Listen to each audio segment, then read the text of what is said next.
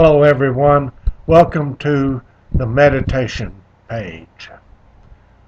I want to tell you a story right now about how being left-handed and suffering a small failure led me to the practice of meditation.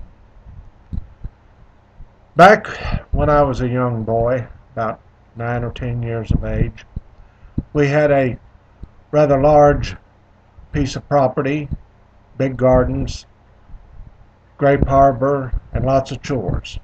One of my chores was cutting weeds away from my mother's flowers in the front yard. The way we did that in those days was we had a tool called the scythe. It was a round, curved, very sharp tool. Didn't have a weed eater in those days. And the handle was crooked so that you could pull the sharp blades right next to the grass roots and really cut out a lot of leaves. It was a very efficient tool to use.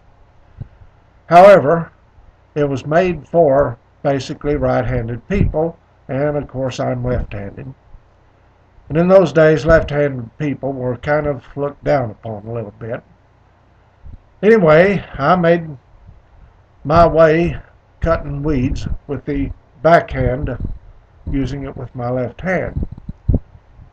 One evening when I was cutting weeds around my mother's very nice tall blossomed out flowers, they were blue, red, and some were yellow, beautiful flowers, her favorites, I heard my dad step out on the front porch with a friend of his. I looked up, and as I did, I was making a backstroke, and I knew I had made a serious mistake. I felt the thud of one of her beautiful blue flowers, and it fell over. My dad saw what I did, and I was really in bad shape. I cried and apologized, and Dad scolded me.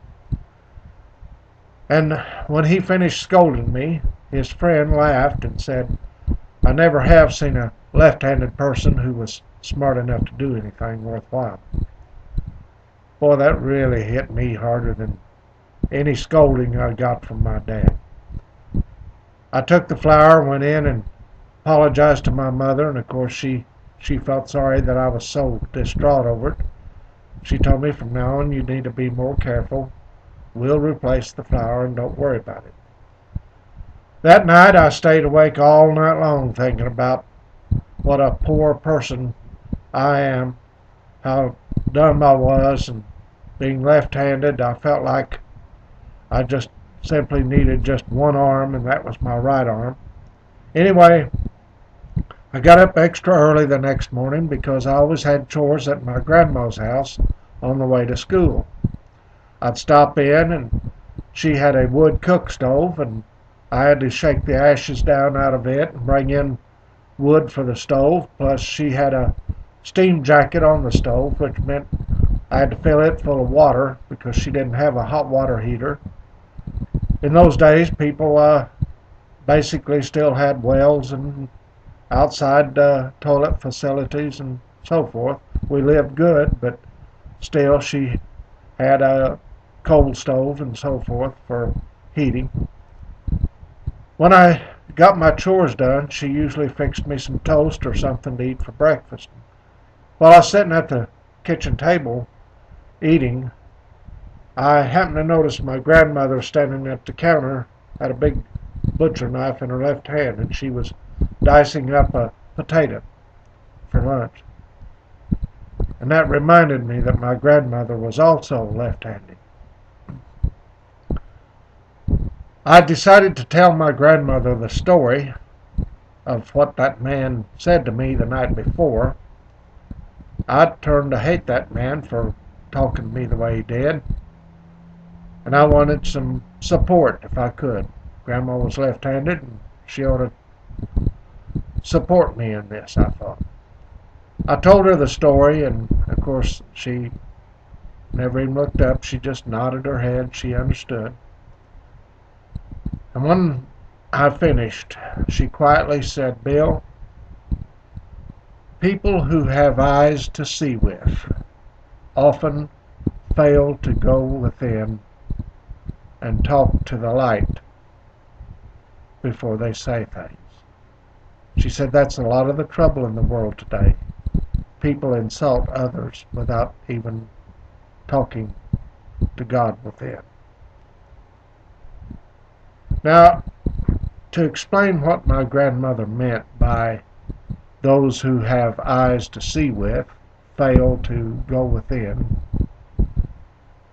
my grandmother was born in Germany.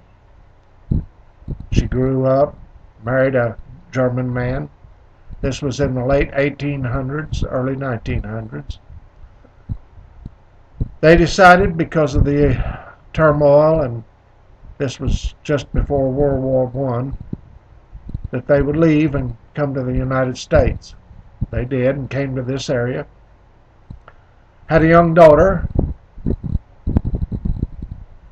Her name, I believe, was Edna. She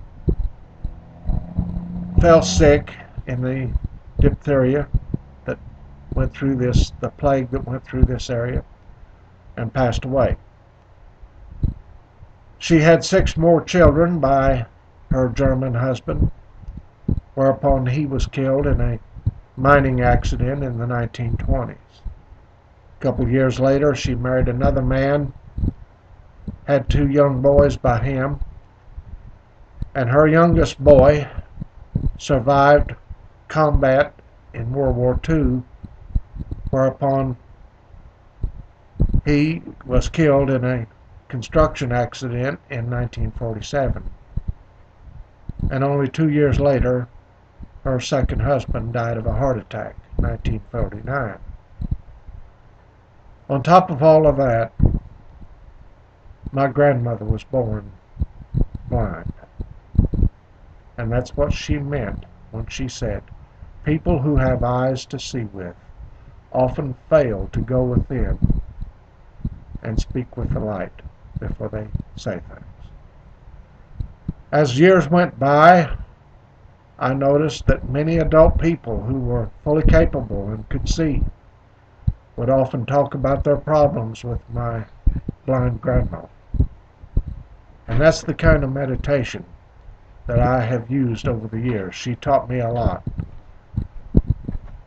In later years, I got acquainted with the meditation techniques of the University of Science and Philosophy, and I noticed then that Dr. Walter Russell and his lovely wife, Lael, had a very similar meditation technique that my grandmother used. And that's what got me so hooked on those people. The meditation that I offer you solves problems. You can talk it over with the inner self of you, the inner light. It doesn't talk in words. It talks in essence of words. We'll talk more about it in future posts. I just thought I'd tell you a little bit about how I got into meditation. Thank you so much, and have a beautiful and very happy, ecstatic day. Thank you.